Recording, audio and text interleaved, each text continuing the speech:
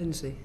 It's a really difficult one, this, and there's a spread of opinions on this, but I think the problem isn't necessarily so much the cost of the test.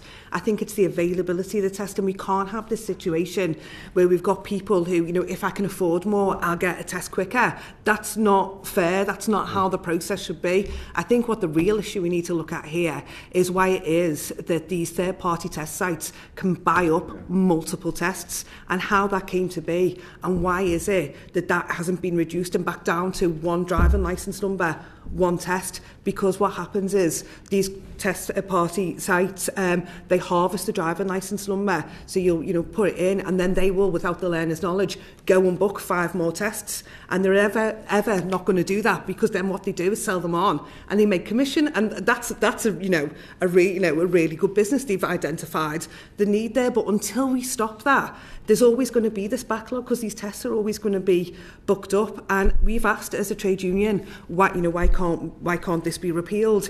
And the answers have been very evasive. It's just not that easy, etc. And we have heard from a number of different sources within DVSA that the reason why they can't do that is because they didn't follow the proper legislative process to bring that in, and they don't want to make people aware of that. So that's why it's harder to remove that. But if we went back to one driving licence number, one test, I think that would help that.